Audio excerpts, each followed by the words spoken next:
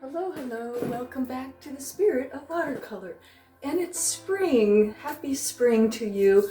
Hopefully you've heard the birds singing by now in the mornings, and maybe some flowers are starting to come up in your garden. My daffodils are coming up, and some tulips my husband planted last October, November, so they're starting to come up. The daffodils should be opening pretty soon, which of course inspires me to pull out my flower book that I just purchased last year for inspiration and how-tos. I've been painting watercolor for a long time, and I'm so glad you're joining me and subscribing and learning along with me, because you never stop learning with watercolor. There's always something new to learn or to relearn, okay? And I found that this book worked for me. You may want to find a flower book that you either have photographs of flowers, or you can photograph them yourself, which I highly recommend. And then let's find some spring flowers, and let's, I found a few in here that I really love that remind me of spring. Of course, the daffodils, and there's some other ones. So what I want to look at, and of course, I love freesias. And I'm not sure exactly when these bloom, but I think any flowers are okay right now. But what I like about these, and the thing I want to look at, is how to paint these nice big flower petals and keeping them fresh and transparent. And that's the beauty of watercolor. What we love about it, right, is that transparency. So we're going to look at different brushes a little bit and how they create different shapes of flowers. I just wanted to grab a couple brushes here. This one is definitely shaped like a flower, and I'm sure you can find many flower videos on YouTube and whatnot as well. But you see this shape? Okay, there's a shape here. So when I stroke one stroke with the watercolors, I will get that stroke. I'll load this with paint, and boom, boom, boom. So we're going to look at that and how that works, okay? This is just a synthetic brush I found at Michael's craft store. And, to get those nice shapes of the flowers. And then we're going to maybe look at another shape of a petal, okay? Because, some are long and oval. Some are more like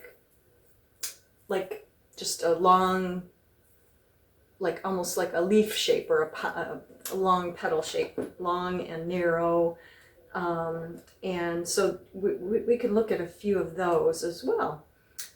So yes, and again, what we're trying to do is just, in this video, just do some practice strokes to just kind of create that flower. And then, we can move into actually painting a flower painting, which then you would take in, say, another part two, say, you could work on masking out the inner parts of the flower, the stamen, pistils, and things like that, so that you hold those shapes with your masking fluid, and then paint these strokes over, let it dry, and then take off the masking fluid, and then go to, painting into those details, into the inner parts of the flower. Okay, so that's what I want to look at there, and I just thought, it's spring. Let's start to think about flowers. Why do we do flowers? Because they're simple shapes, okay? I mean, as opposed to the anatomy of the human form or animals, even buildings, and other such things. Nature has sometimes the most simple shapes to learn from. So that's what I want to do here, is I want us to, just start to have some success with the clean, fresh strokes, using simpler shapes. And that's why I think flowers are just so valuable to learn watercolor from. Okay, so thank you for joining. Please come to the table with me, and we will practice some strokes together and get a little bit of confidence going with a transparent, beautiful flower petals and a few different shapes of petals. So I'll see you there.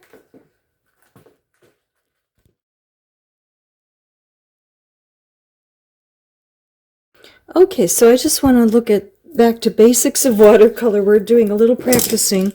We're going to look at our brushes, and we're going to look at doing some sketch type pieces of our flowers before we move to the large, nice paper. I always use Strathmore as my sketch paper. you know, if I want to go smaller and practice out. It's good low-cost paper. It's not as nice as an Arches paper, so I sometimes think it's best to just practice a little here. It's still, your colors are pretty tried and true on here of what's going to transfer over. Here's another Strathmore pad. It seems a different grade or quality of it, but here I was practicing some scraping strokes on there and getting it, you know, before I went to a larger painting and started to do that. So that was another video. And then now we're going to look, you know, we're going to open up our small, or another small Strathmore pad. I could use either one. This one's a little bit bigger. Whatever you're comfortable with to start, and then, you know, we can move over to a nice large sheet of Strathmore paper. But I like having these, or I also have a sketchbook, which is fun too, to keep, you know, kind of track of all the things that you're doing. I used to use those more than lately. And then, of course, we're going to go to our palette here, which I'm badly needing to load. I'm looking for my Carbazzo Violet. It's up here and it's kind of running out. But for just practicing some flower strokes, I'm just going to choose some favorite colors, because then you feel good, because, you know, this is about, you know, exploring and learning, but at the same time, some things that I'm comfortable with, I know which colors I can rely on to get a beautiful result. Okay, then let's do that. Okay, so I'm not going to use a lot of pencil work to do this. I might just actually not even use any, just to practice. I've mentioned this brush, and it's just a brush that I found makes a nice transparent stroke. You know, it's shaped like a petal, certain petals of certain flowers. And, you know, I've got these beautiful colors here. I've got this orange, red, yellows.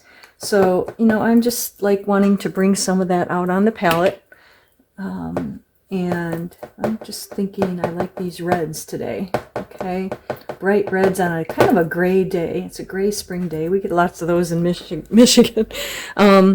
And then let me make sure all's in the video. Okay, now you know, this again, we're just going to just kind of see, because, you know, we can be afraid of paper, especially larger paper. So it's nice just to get out something that you're comfortable with to start with, and then just kind of coming in and just seeing what your strokes are going to do for you here. Okay, and you know how much paint, you know, per petal. And those are fresh and bright, aren't they? Aren't they nice? And of course, I'm starting my petal this way. I mean, you could just press it also and then lift. Actually, I think dab, drag, and lift is still what I call it. It works the best for me. And just kind of seeing how this is going to, you know, apply and make some flower shapes. Okay. You could do something also where you kind of bend this shape a little, you know, twist it a little. Maybe think about what happens with certain flowers when the wind's blowing or whatever here. And of course, just creating a little different shapes here. Okay. So, you know, but the thing that is so nice about this is just how fresh and beautiful they are. Okay. I could have pulled these a little more toward the center here, but I think my brush was still not quite wet enough, which is sometimes the thing. And then, you know, we're just kind of seeing what, you know, that particular brush does. And then we can go to a nice round brush, pointed round maybe, because I love my big number 8 pointed round, because I can get a pretty thin stroke, but it has a big belly on it and it can hold a lot of color. So now let's just look at making some kinds of stems and leaf type things here. So we'll pull a nice green or two out here. Okay. Again, I need to reload here. I'm getting a lot of sap green there. So yeah, one can get busy and not stop and look at the palette sometimes. And I have videos about loading your palette, so check those out too. And then let's see, I'm just, you know, wondering what would this brush do. So again, this is just a quick review for us, you know, to see. Now, when I, you know, come down and I pressed a certain way, you know, it wasn't as thin, okay? But if I want thinner, I can kind of just a lighter hand on it, and it's much thinner. Can you see how thin that stroke was? And, you know, maybe that's some of the grasses under down here, okay? And then, yeah, just kind of thinking maybe this one here, you know, I'll just kind of infer that it's kind of going off the page or something. Okay. And then, you know, for leaves, if I press, how do I say, let me load that again. I can get a bigger brush and make a larger leaf, or I could take this and I can, you know, press it down so that it widens and then goes to thin, and make a pretty leaf with that, okay? I kind of feel like this could have been thinner, but that's okay. We're learning. That's how we're learning, okay? So, yeah. So then, you know, just kind of seeing where things will go. Now, taking that and moving more into, okay, I've had a little bit of practice, kind of knowing what I'm liking and what I'm not. You know, I could move into a large, or, you know, cut your Arches paper in half if you're still feeling timid about the size, right? Something on there. So, or you could just say, I'm going to be bold and I'm going to come in and make some nice, beautiful flowers here now that I have done a little bit of warm up and seeing what I'm going to have there. Okay. And what I liked and what I didn't, like I said, and getting a little control over how much water to paint. Okay, I think we're still on here. So then maybe we'll start to, you know, make a really nice beginning of a painting here. Oops, it's got to stay a certain wetness here. Okay. And kind of, I have to say that I'm not too worried right now about exactly what flower this is, but if you are, you can look one up that has this many petals and so on. You know, and I'm just bringing in some little more color into the center there, and it's just a nice, bright, cheerful flower. And maybe I'll do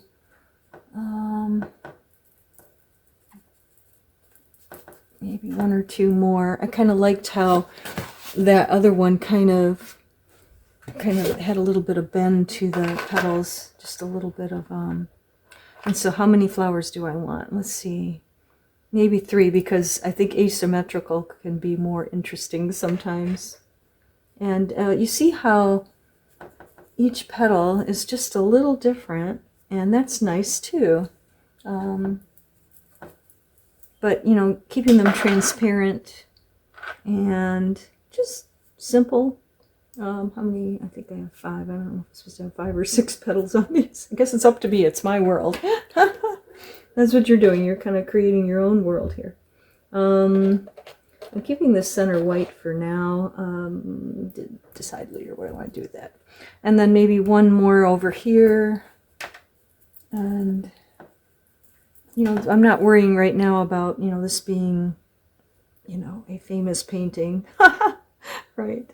And this one seems to have a little more of the blue red, because I had a little bit of, I think, Pyrol Scarlet's this orangey red, and then I've added some, I think, some alizarin in there, I believe is what that color is. And so it's got a little more coolness, but it's just very pretty. Now, if I wanted to, I could take my big round and I could, you know, kind of move these a little more, you know, with the, just water toward the center here. And let that kind of run together a little in there. And yeah. If I wanted to, I could add a little like yellow, like little inner parts of the flower in there. Maybe. Just for a little bit of, oh, that just ran right in. I like that. Okay, nickel azo yellow. Just bring a little bit in here. I think I'm losing it there. Kind of ran together a lot more than I was expecting. All right. But yeah, so those are, yeah. And I call these almost abstract because, you know, I'm not trying to totally mimic reality. I just want, I mean, everyone's going to know these are flowers and that but they're just fresh and they're luminous and beautiful colors. It's about color. Okay, I want to add just a little more into this one. And while they're wet, you can come in and bring in a little more color if you feel like it didn't happen for your stroke.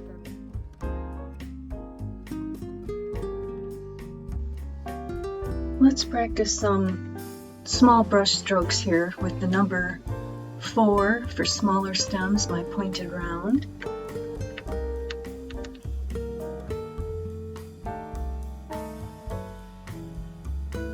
And our flat brush strokes as well for stems and leaves.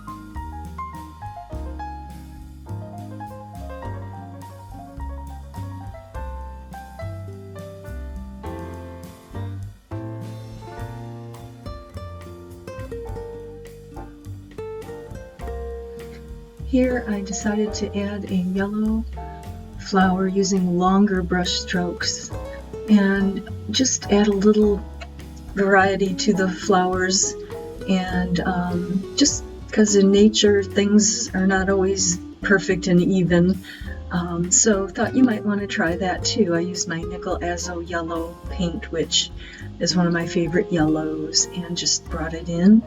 And you can do this or not. You can just keep your flowers the same color, or you can make some in different colors.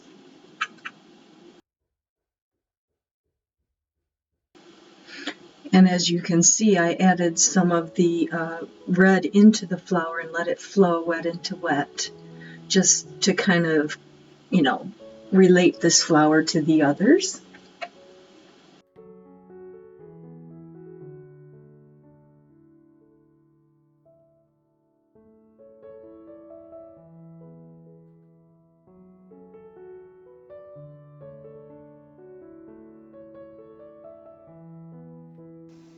And yes, it needs a stem.